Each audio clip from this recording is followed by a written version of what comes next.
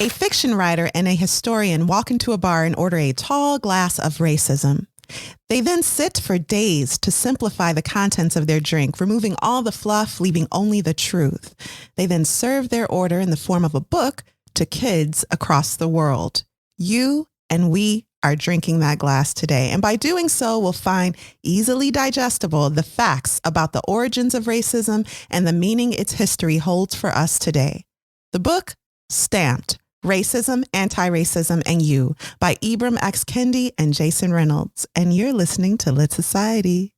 Let's get lit!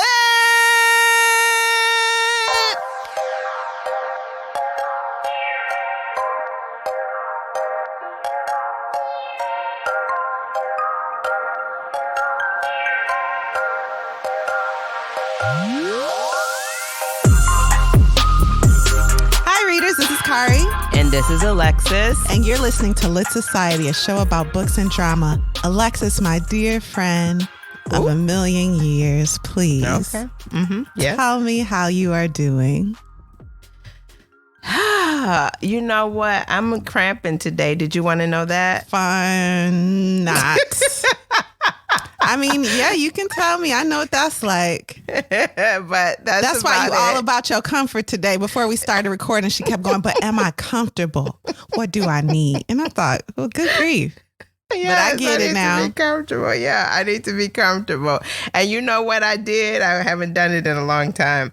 I got my, I put some press-on nails on. Hey, that's fun. Yeah, it was fun, and it makes me feel especially feminine, and I love it. I just love that. Nail polish does that too. So now I have to work with the damage that these glue-ons are going to do, because they're not really press-ons, they're glue-ons. And but nonetheless, I'm going to feel special while I have them on. So I think as you gradually start leaving the house, you'll find that nail polish, lipstick, mascara, combs. These are things that make girls feel special sometimes. Embrace those things, girl. I think I'm going to have to. I was like, reintroduce yourself to them. I tell you, I'm talking to me too. That is such a big deal. I mean, like, I literally been in like pajamas and loungewear and exercise clothes every day. Time to wake up. The world is opening up slowly but surely. I'm not looking forward to it. But how about you, my friend? How are you? How's your week? Well, for fun, remember I told you before that when I hit certain financial goals, I like buy a big thing? Well, I hit a really big goal, so I bought a Vitamix. Oh. This is exciting for me. That is exciting. Oh my God. That's like I did some research over the winter. Yeah. And like the Christmas holiday looking for the Vitamix, and it just didn't work out for me. So yeah, tell me all about it. Yeah. So it's also like a little self-care too. So I'm trying to do this 10-day green smoothie cleanse by JJ Smith. And if you guys don't know, JJ Smith is a certified nutritionist and New York Times best-selling author. She's also a Black woman, and she has this very famous green smoothie cleanse. I'm not doing it her way because I'm eating chicken. But morning and afternoon, I'm doing the smoothies, and that's supposed to help with what you're going through, the cramping. Because I get them really bad too. And no coffee. I'm not doing coffee this month, which is fine. I'm more awake not drinking coffee, as y'all can probably tell. I'm so hyped. But I just like the routine of drinking coffee. I like the smell of it. I like holding it. Okay. Yeah. I like the way it tastes. Appreciate that. So. Yeah, but I'm still drinking wine. Okay, let's move on to Society Says. Now it's time, readers, for us to share your comments with the rest of our Lit Society. It's a little section of the show we dedicated to y'all. Alexis, do you have any comments you'd like to share that were lit? Okay, yeah, I do have a comment that I thought was lit. Okay, this one is from Apple Podcast. And it says, it's from Laurel69. And it says, last year was extremely difficult for all of us. Mm-hmm. But one bright spot was listening to this podcast. Really enjoyed it. Made me smile every time. Laughter always. Why, thank you, Laurel. Thank you. Thank you. Thank you. Thank you. And you gave us something to do while we were stuck in the house. Listening to this show made us have to produce this show. So thank you. Yeah, exactly. So thank you. We really appreciate positive feedback. We appreciate it. How about you, Kari? Was there any comments that you wanted to share with us this week? Yeah, this is a really long username, but it's from Instagram, and the username is THESCOUSESTITSRCHE. Listen, I think it's called like the Scoo Stitcher.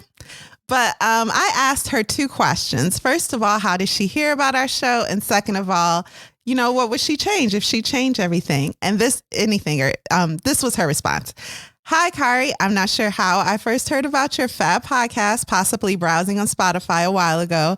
I found your Wuthering Heights episode, and when I tell you I was laughing my butt off in the car driving to work. So a huge thank you to you both. I've recommended you to many of my friends. Aww. I wouldn't change a thing about the podcast. Keep doing what you're doing. And her name is Deborah. Thank you, Deborah from Liverpool, UK. We appreciate it. Yeah, thank you so much. Remember, listeners, if you like for us to know what you feel about our show, please leave us a message on social media, send us an email, or we especially love when you leave a 5-star review on Apple Podcasts, along with a comment about why you absolutely love us, and we may share your comment on the show. Thank you again. Now it's time for our theme of the week. Each week, readers, we choose a theme to discuss inspired by the book we're reading. This week, our theme is, Alexis, can you guess? No, you can't, because I didn't tell you. The theme is 3 reasons why it's so important to credit Black creators. Ooh. Alexis, are you familiar with this whole Addison Rae and Jimmy Fallon controversy that went off about a few weeks ago? I think maybe last week. Yes, girl, I heard about that. Saw it too. Yeah, well, listeners, if you're not familiar, Addison Rae is a TikTok star and I think a recording artist now. Jimmy Fallon invited her on his show to teach him, quote unquote, teach him the latest TikTok dances. And she performed the latest TikTok dances on his show. Completely cool, right? Well, the backlash was immediate on Twitter. Why? Why was there backlash, you guys? Because many of the dances she performed were created by Black creators who were not credited on the show. The backlash to the backlash was immediate also, with many asking, first of all, why does race have to always be dragged into everything? Second, Addison Rae is famous. It makes sense to have a famous person on the show. And I also saw a few, are any of these TikTok dances really all that good anyway? I did see one like that. They're just waving their arms. Right. They're just waving their arms. Get out of here. To that last user who asked if they're any good anyway, stick a pin in it. We'll answer your question soon. So why do Black creators of songs, dances, and even viral social media fodder need to be credited? Let's discuss 3 reasons of many. First, because authenticity and attribution are not new concepts, you guys. What are you talking about? Examples include songwriters and trademarks. Think for a second, imagine your favorite artist, and if you basic like me, maybe it's Beyonce or Rihanna, being ripped off by someone you like don't feel at all. And I'm not going to say no names. Let's say it's Justin Timberlake right now. What? So let's say Justin Timberlake was like, hey, y'all, I got this song and it's the bomb. La, la, la, la, la. And then a small community of users online are like, no, I heard Rihanna saying la, la, la, la, la in her kitchen on Instagram the other day. Y'all know Rihanna don't be giving us no Instagram like that. And she's showing gonna be singing. But this is just for play. Yeah, because she said, mind your business. That's right. Rihanna in that situation could legally sue the artist ripping off her work. And why? Why is that? Well, copyrights enable authors, for example, to control the use of their work, who uses it and how. On this show, from a research perspective and also from like not educational at all, but like a book club forum, we do sometimes read authors' works, and we also, of course, credit them. We also read a portion of the work so that our entire show is not based on their work. Trademarks and intellectual property laws exist so competitors cannot steal creative ideas, names, or symbols from other businesses. There is a conversation being had about trademarking dances because now you and I don't play video games, period. But if we did, we probably would have never played Fortnite. Fortnite was really popular because you could like do the Dougie and stuff in it. It was popular for a lot of reasons. I remember that.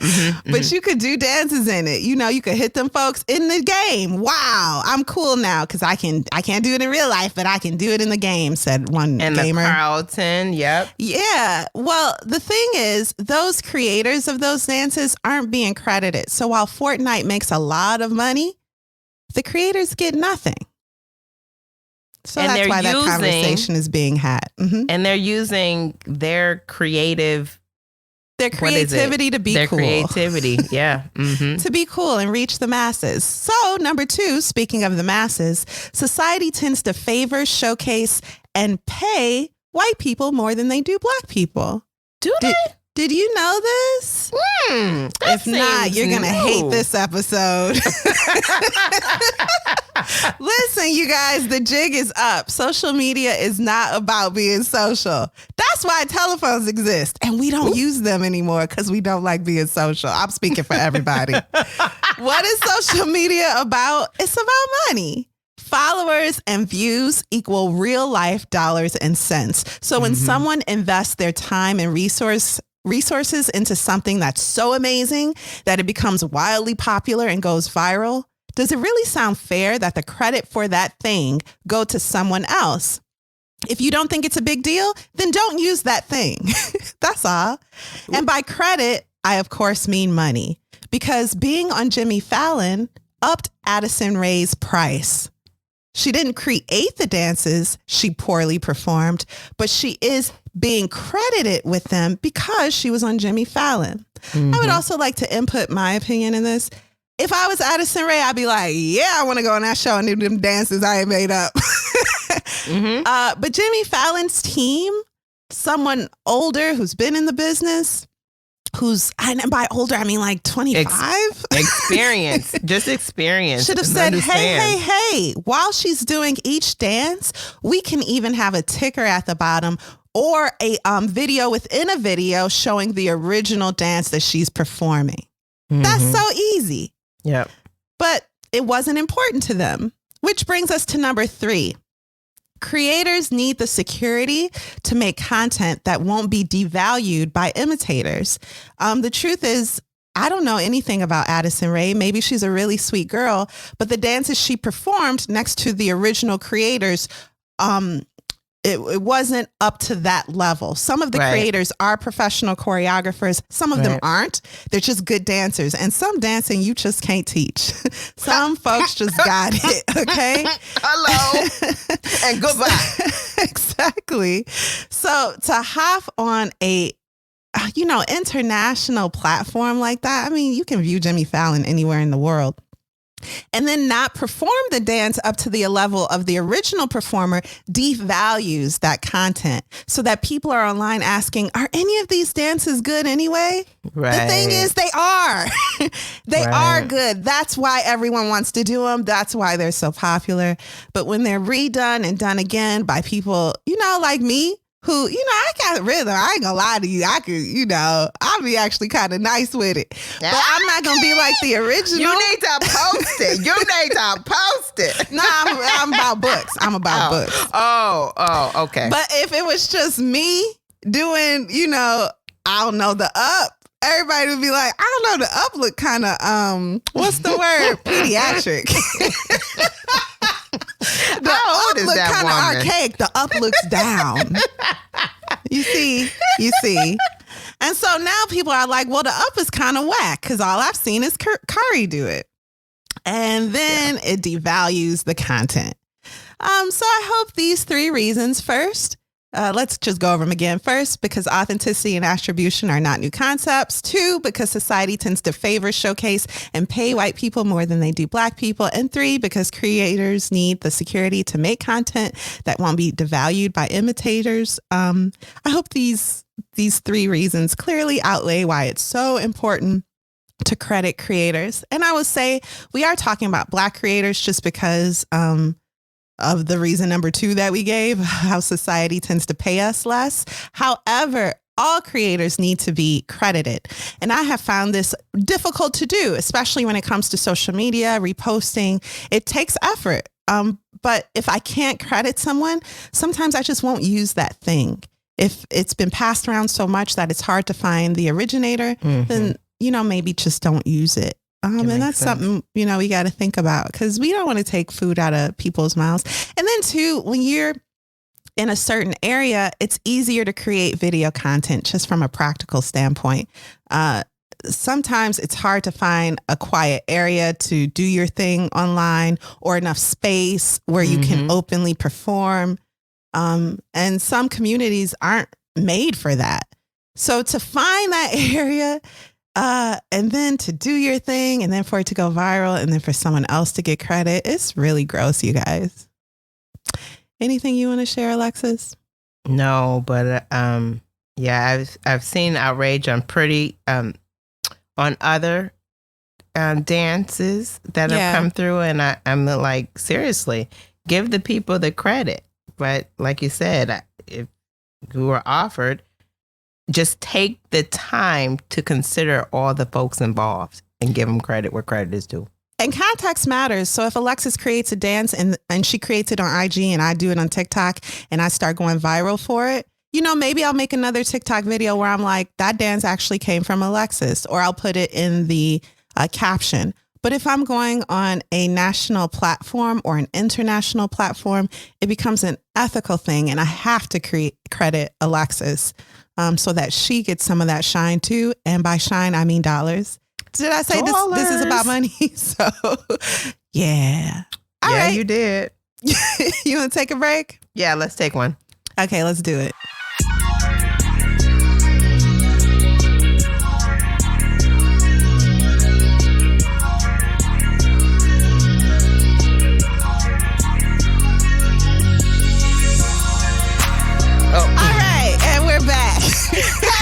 We're back. Yes. Alexis, can you please give us some background on our authors? Plural. Ibram X. Kendi. I love that name. Ibram X. Kendi, and Jason Reynolds, and perhaps their inspiration for Stamped. Okay.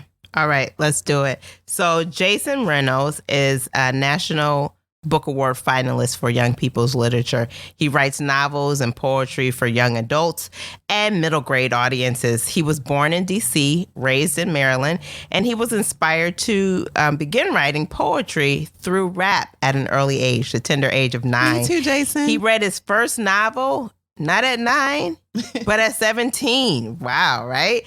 He published several poetry collections before his first novel was published in 2014. He's won awards for his work, including an NAACP Image Award, and was a finalist, as I mentioned, for the National Book Award. In January 2020, Reynolds was named the Library of Congress's National Ambassador for Young People's Literature. This ambassador role is like a 2-year position, and that's used to increase appreciation for youth literature. He's also featured in a YouTube series called Right? I love that. Where he engages with young writers and gives them writing prompts to stretch their imagination and learn to write authentically. Jason has written 14 books, including the book we are considering today, Stamped: Racism, Antiracism, and You. The collaboration was announced in August of 2019, and the book was released in April 2020. This book is a remix of Stamped from the Beginning by Ibram X. Kendi. And let me tell you a little bit about Ibram. Ibram is a historian of race and discriminatory policy in America and is a leading anti-racist scholar. He is an author and professor, and he is the Andrew W. Mellon Professor in the Humanities and the founding director of the Boston University Center for Anti-Racist Research. Ooh, mouthful. He is a contributing writer for The Atlantic and a CBS News racial justice contributor. And in 2020, he was named one of Time Magazine's most influential people. He's won many awards for books and has been on the New York Times bestseller list a couple of times. Ibram has authored 5 books, including the book we're reviewing today, which is adapted, again, from Stamped from the Beginning, The Definitive History of Racist Ideas in America. He wrote Stamped from the Beginning because he said the histories of race were incomplete and inaccurate. The book was published in 2016 and won the National Book Award for Nonfiction. He worked with Jason Reynolds to remix it to what we're reading today for teens and young adults.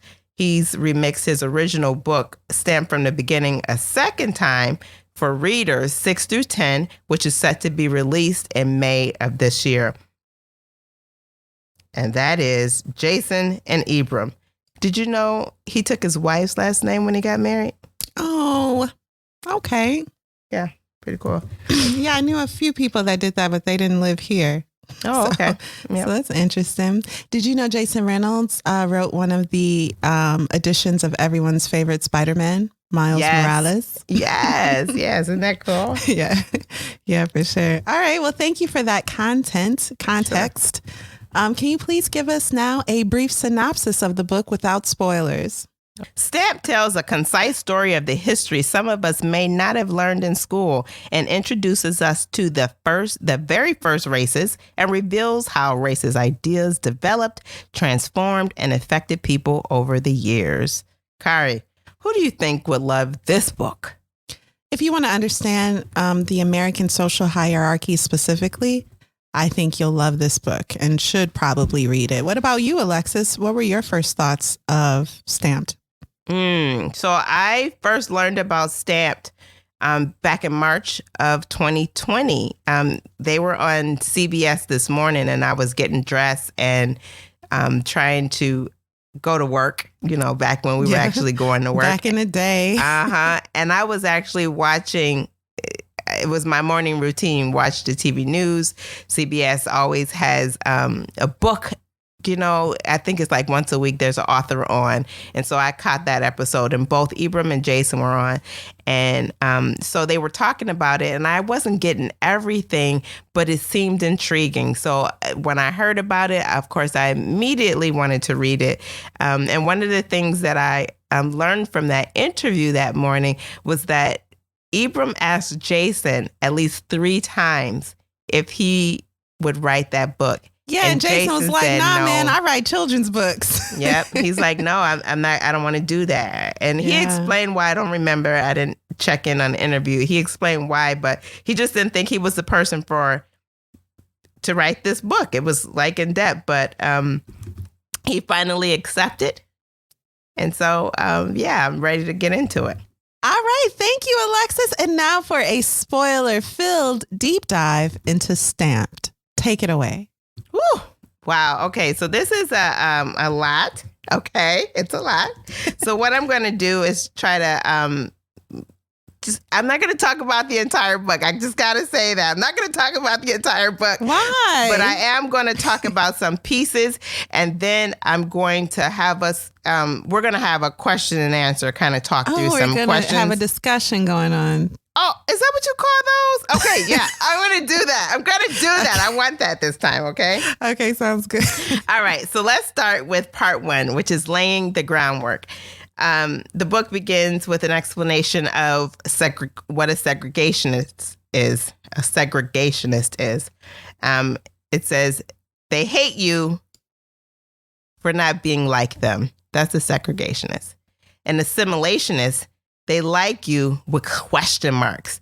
They like you because you are like them. And an anti-racist is a person that loves you because you are you. People can be both. People are complex. They can be both and, okay? People can take on and act out ideas represented by all three of those identities. All right, to begin, Gomez Zurara was the first to write about and defend Black human ownership through his book, The Chronicle of the Discovery and Conquest of Guinea. Zurara was a Portuguese chronicler. Chronological? Wait, what? Chronicler?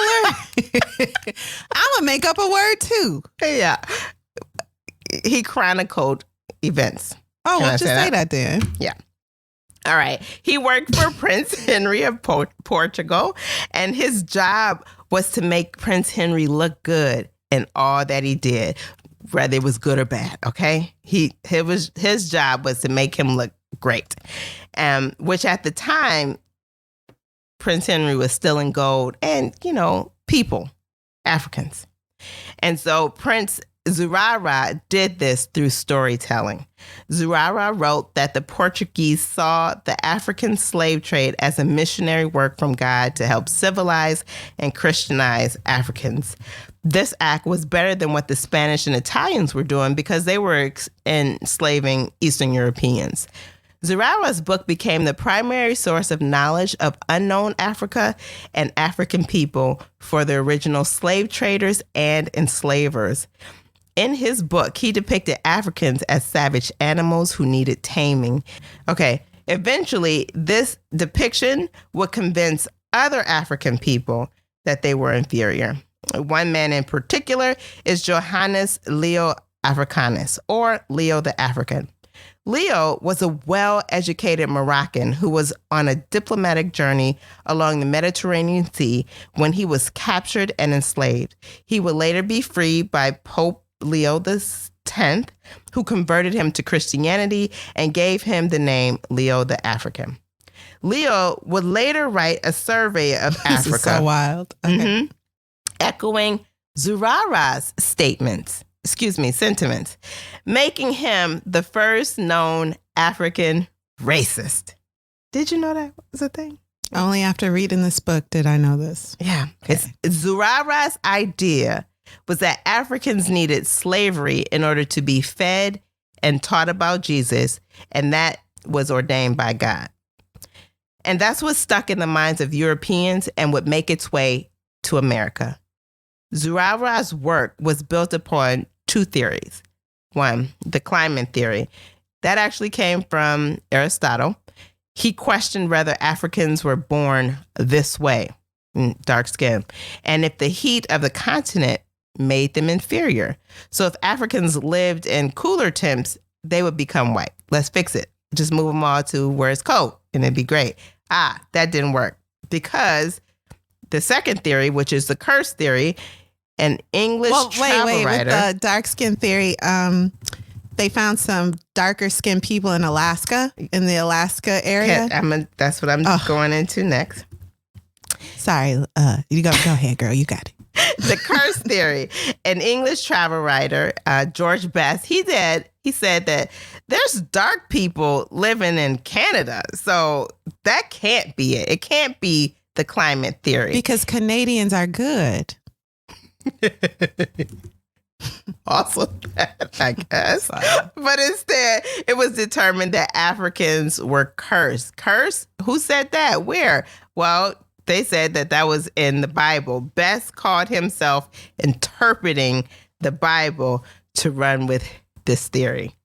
This curse was used as justification for slavery and gave the Europeans a feeling of benevolence. Okay, so it's a kindness to completely brutalize, sexually assault, break apart families, because we're teaching you our faith, which we not following, but you should know about it.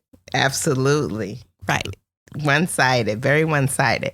So when the first Puritans, that's John Cotton and Richard Mather, came to the New World, which would later be called America, they were escaping religious persecution from the Church of England. So they built a system which included churches and the first school of higher education, which is Harvard. Yes. That skewed the way they... it was skewed towards their way of thinking. And Aristotle, ideology. They were like disciples of Aristotle too. So they believed whatever he believed, racist ideas he had, they wanted to perpetuate. Yeah. And so they combined their Puritan ideas with climate and curse theory with Aristotle's belief in the human hierarchy. So instead of Greeks as better than everybody, it was Puritans are better than everybody. Everybody out there, Puritans are better than, thereby setting us up for an indisputable education and religious platform that laid the groundwork for future justification of slavery for years to come. So this is particularly scary because they took this poisonous idea and then isolated themselves with it in a land where they were completely fine, mowing down hundreds and thousands of people at a time, all those natives, and then bringing in slaves and doing all of this, still perpetuating this poison, this racist dogma. Right. And now without any oversight above them to kind of stop them or at least curtail what they did with that poison.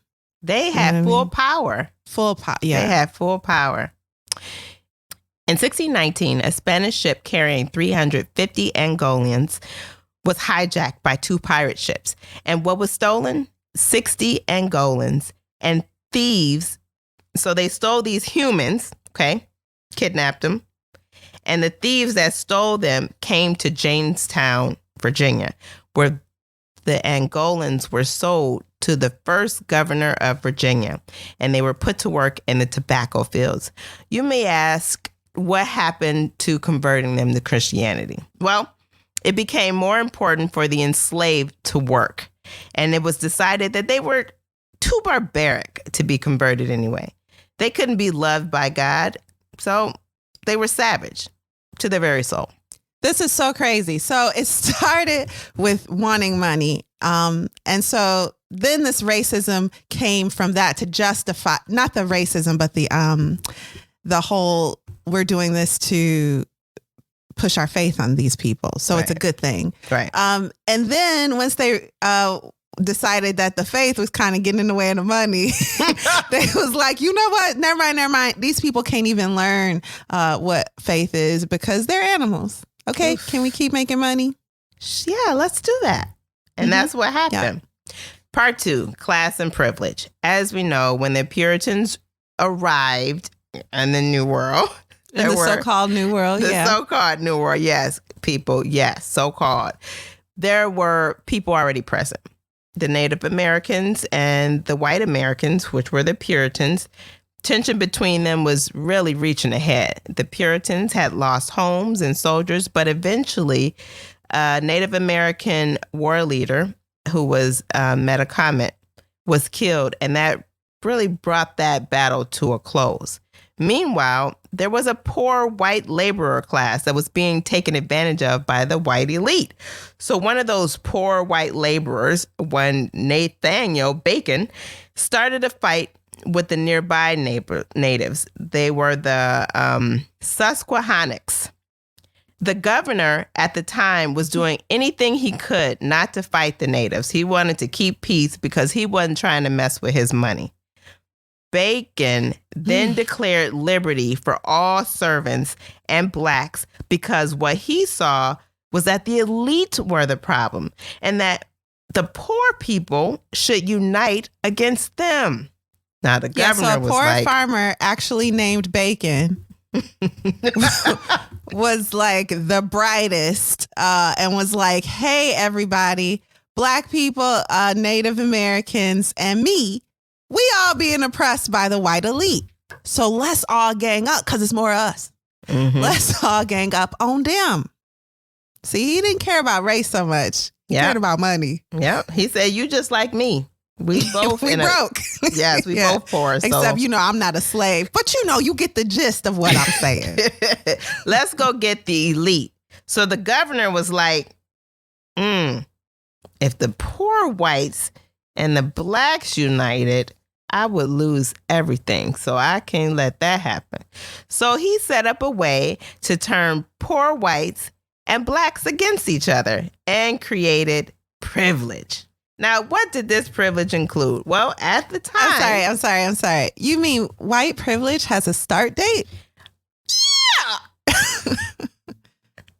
At least on paper. And paper. Mm-hmm. At the time, that white privilege meant that the white rebels could be pardoned. And the black rebels were given 30 lashes for lifting a hand against Christians. And at the time, Christians meant white. And then all whites had the absolute power to abuse any African person. Yeah, you could physically do whatever you want to a black savage. But if they were to raise their hand, even in defense of themselves, they could even face death. Yeah. Part 3, building a foundation. British ended slavery in England, but not in the British colonies. America was a British colony and refused to end slavery. It provided so much free labor, they weren't prepared to end it. So instead, they ended their relationship with Great Britain. Wait. You mean our country fought 2 wars to keep slavery? Yeah. How much you gotta love slavery? Love it. Yeah. Okay. Just wanted to be clear. Oh, yeah. Oh, yeah.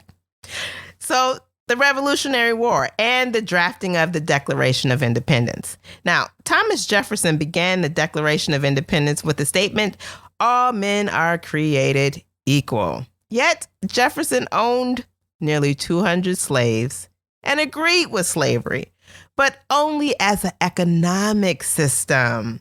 He'd also grown up with black friends, which were likely the slaves of his family's plantation because they'd owned slaves for so long. However, in his writing, he included anti-racist sentiments such as slavery was a cruel war against human nature. So Jefferson was the first man to say, can't be me. I can't be racist. I have black friends. Indeed. They in the yard picking my cotton. Yeah. Well, Yeah. Mm-hmm. After creating this declaration, Jefferson went into hiding. Okay, so the declaration goes over to England, to Britain, and they know about it, and they're like, we out to get you. So Jefferson goes into hiding with his family. And so while he's in hiding from the British, Jefferson is asked to respond to a series of questions from a French diplomat. So in his response, he speaks his true feelings about black people. This is like a 3-way call when you don't know there's a third person on it. So a Frenchman was like, hey, how you doing? Jefferson was like, hey, how you doing? And the Frenchman was like, hey, what you think of black people? And he was like, well, between you and me. Let me tell you the real tea. And this is what he said. Blacks could never assimilate because they are inferior by nature. They love more, but they pain less. So they don't feel pain, only love. Because they have more souls. So they're more passionate. This is also a great example of fetishizing black bodies. And you can beat them as much as you want because they barely even feel pain. Ugh, sounds disgusting. They aren't reflective individuals. They operate more on instinct, like animals. Freeing slaves would result in extermination of one of the races or, likely cause a race war. The best answer would be to send the slaves back to Africa. Now, this information, Jefferson just wanted to tell that one diplomat. He didn't expect this to get out. But the French diplomat was like, let me print this out. Bet. Heard you. And Press. he shared it. Okay. So Jefferson didn't intend for this to get out in the streets, but it did.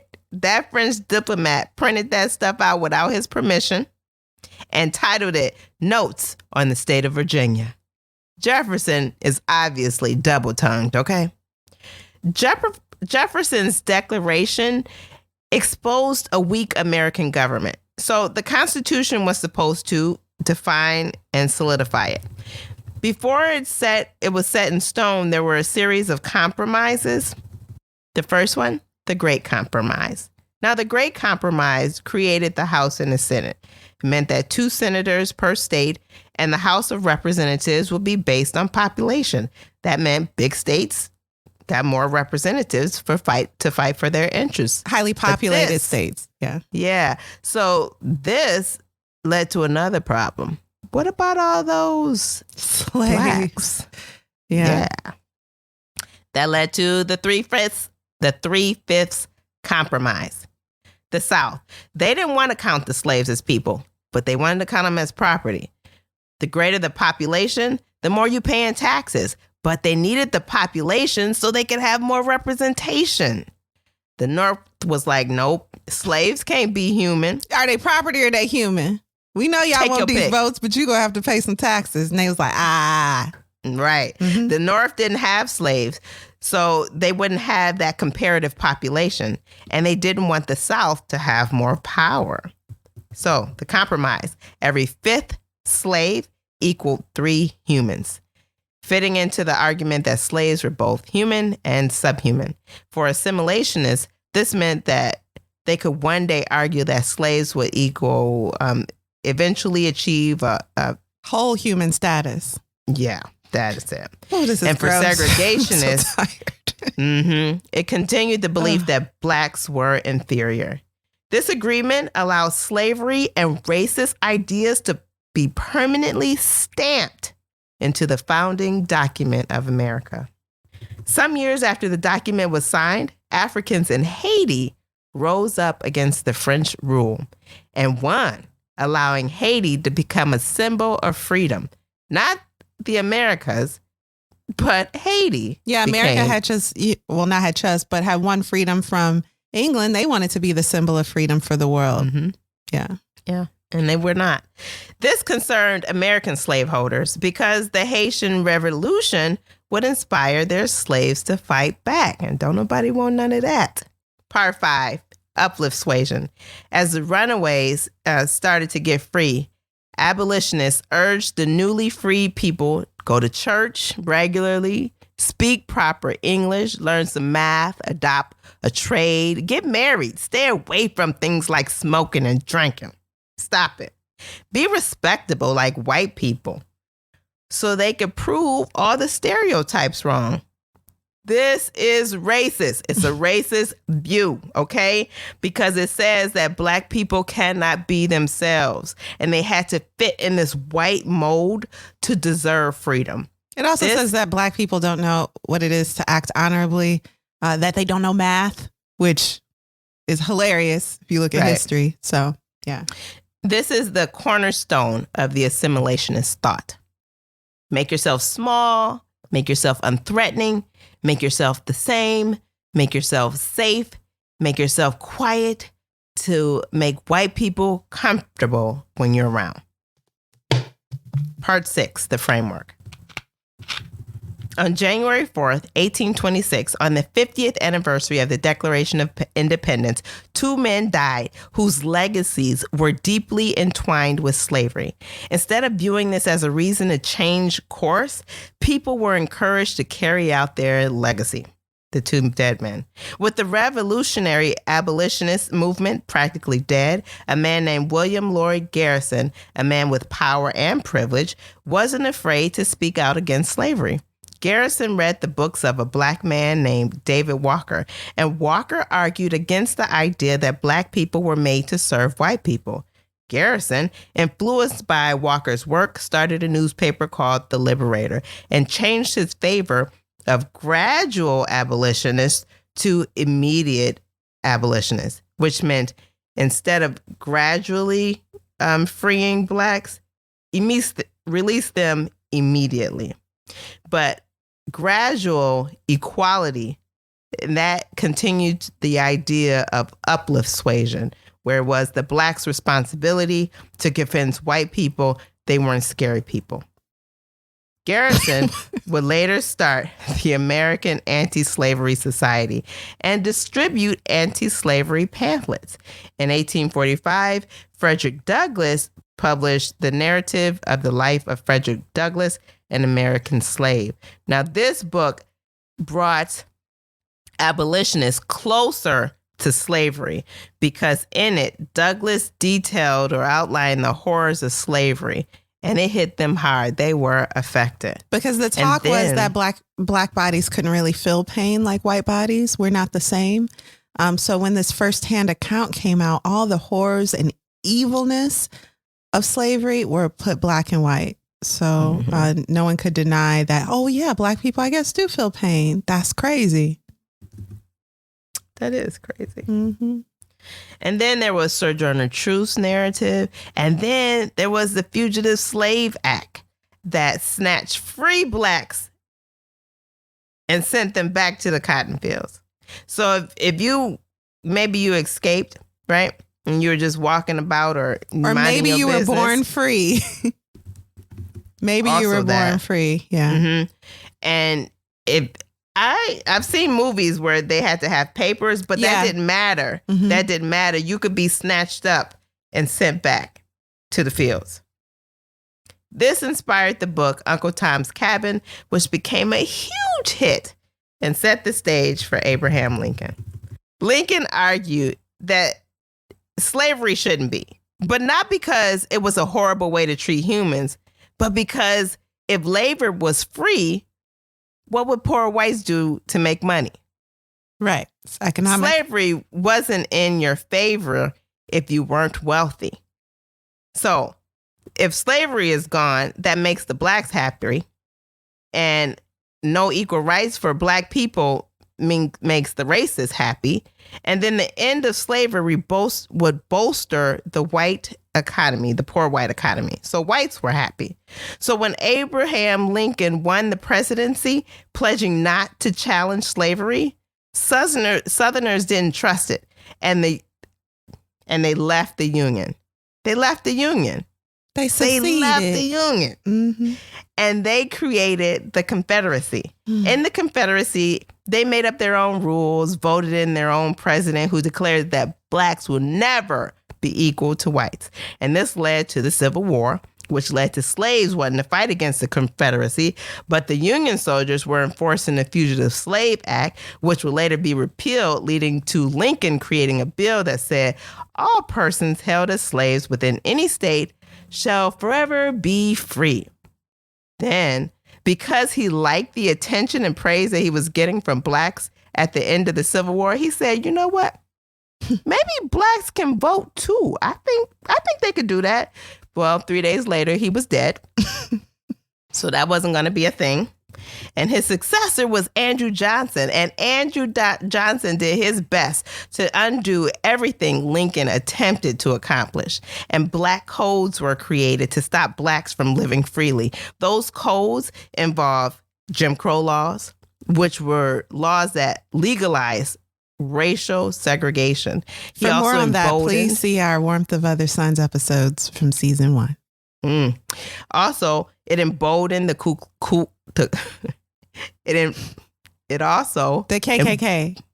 That's a good way to say it. Mm-hmm. It also emboldened the KKK, giving them permission to wreck black lives without consequence.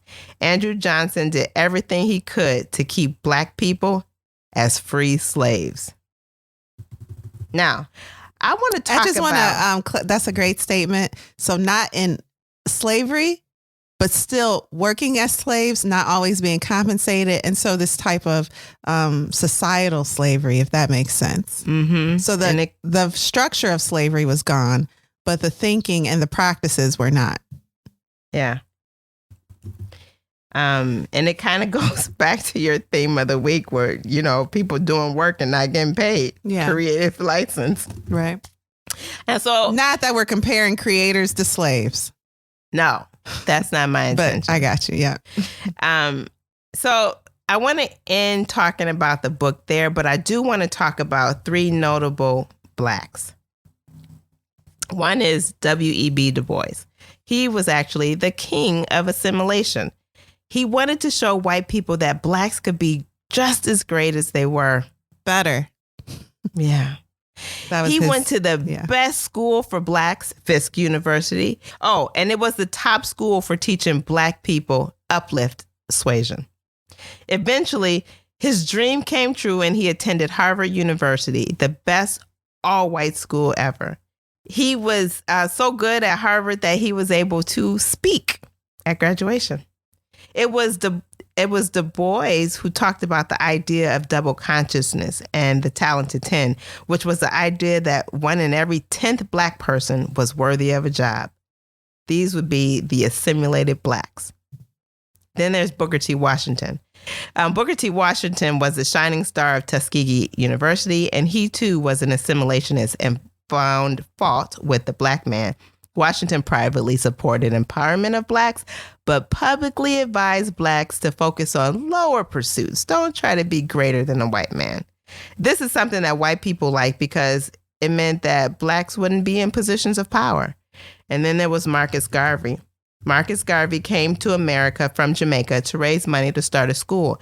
And when he arrived in America, he learned that the NAACP was started by white men. Listen, I just learned that a couple weeks ago. Not just a white man, just like W.E.B. Du Bois and, white people were included in the, They were the founding fathers of it.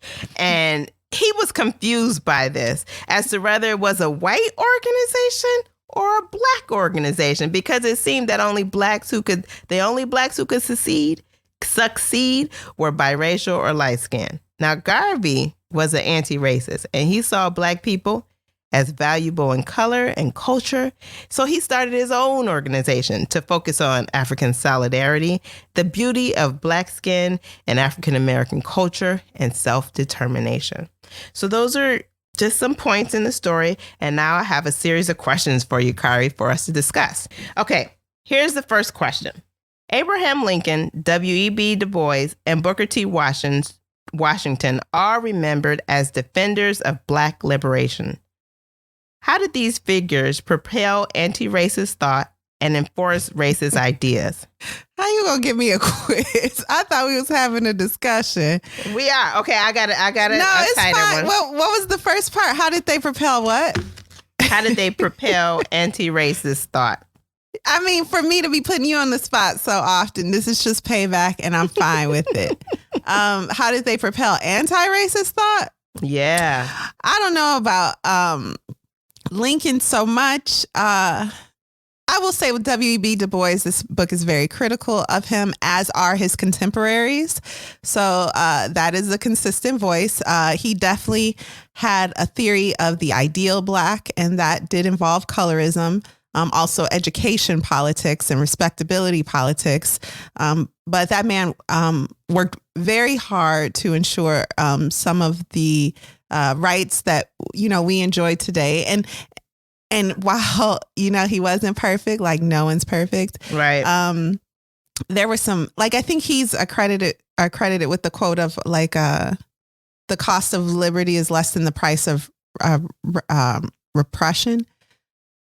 And I love that because what he showed and what these men showed was how easy it would be to cross this line from evil, savage enslavers to where society is today, where you still have racist people, but still more opportunity for people of color. And we're not trying to, I won't say where people aren't, but as a whole, this whole dogma of black people being subhuman doesn't exist in the masses. Some people still believe it, no doubt, but overall, it's not pushed by the government.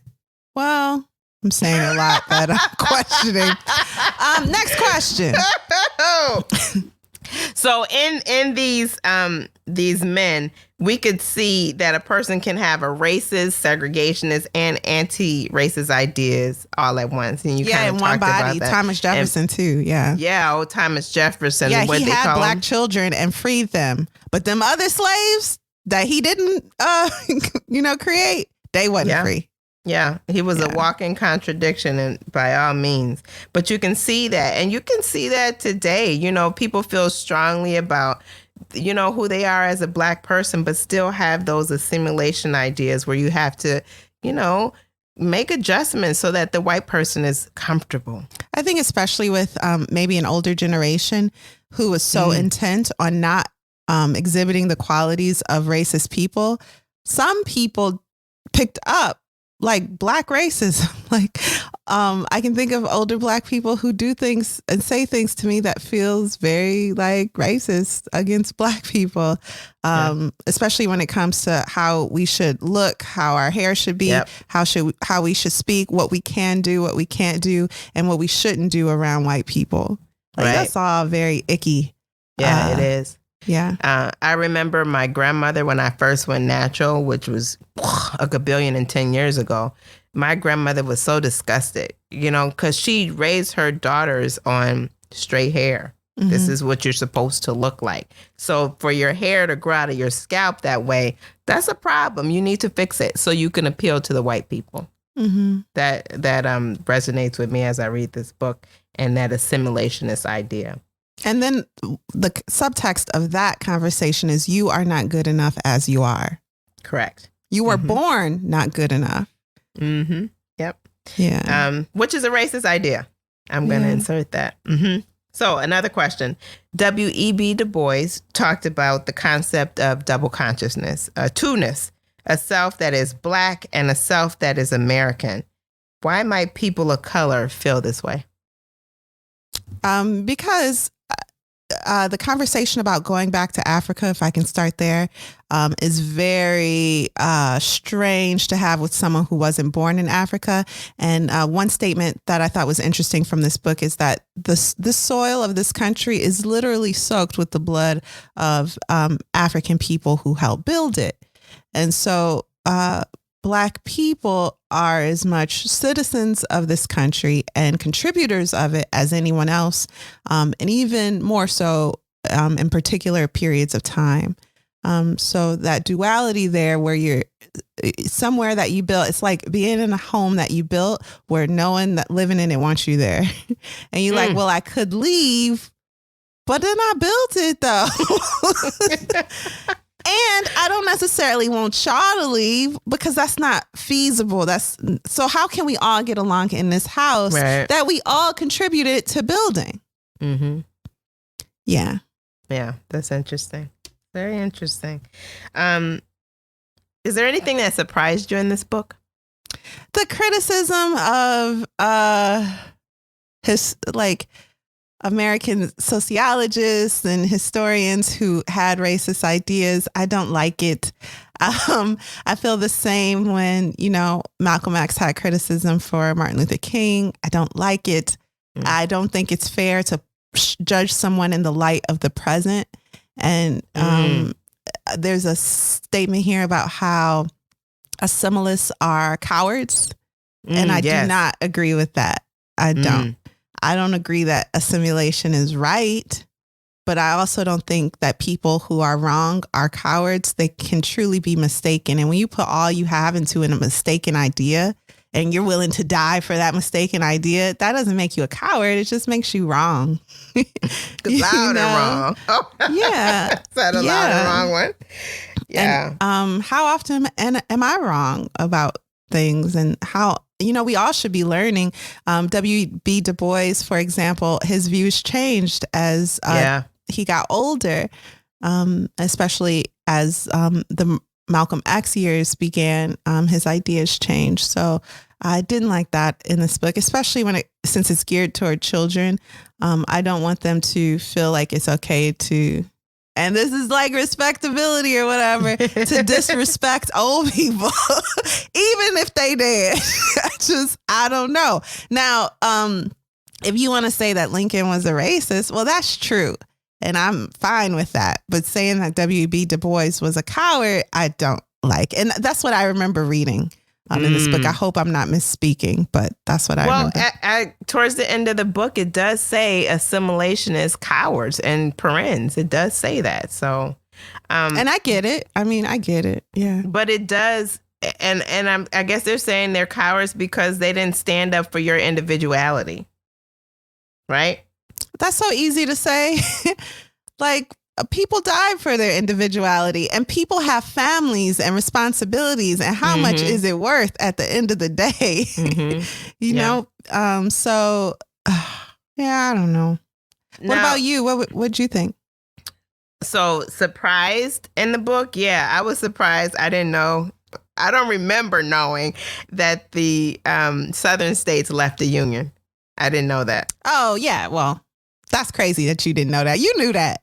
I did. I don't remember knowing that. You ever see a Confederate flag?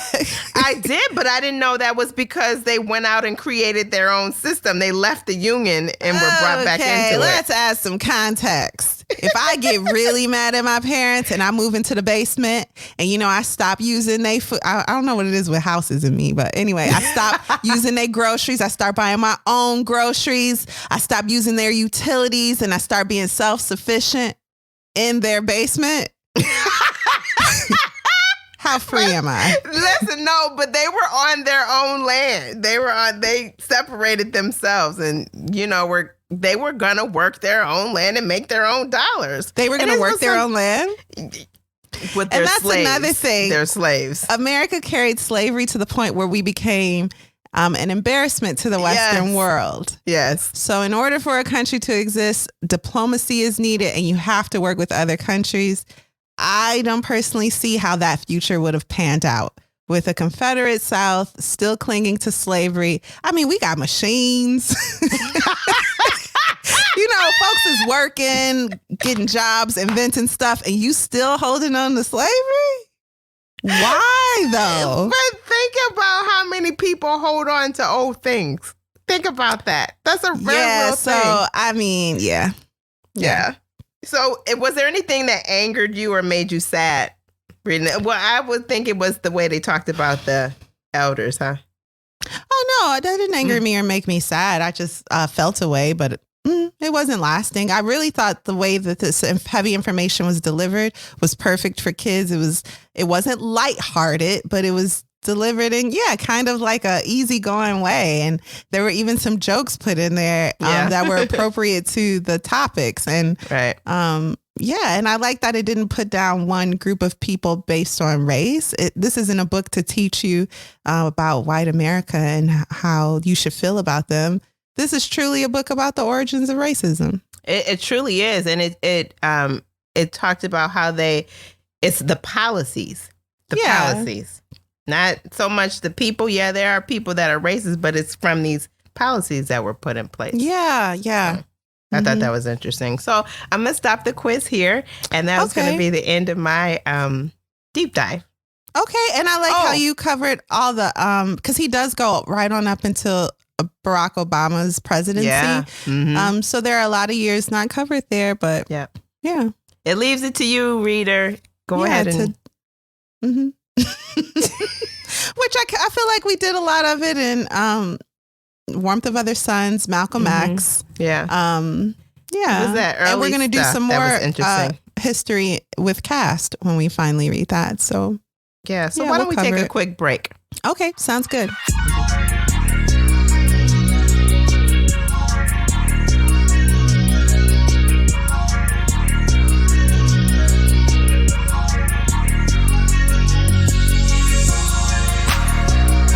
We're back. So, Kari, what did you think? Would you recommend this book? I will say that lately we've read a lot of books that focus on history as it pertains to racism and African slavery. And that's getting heavy for me, especially during these times. So I would have probably not read the book right now. I probably would have waited another month or something. I don't know why that makes sense to me.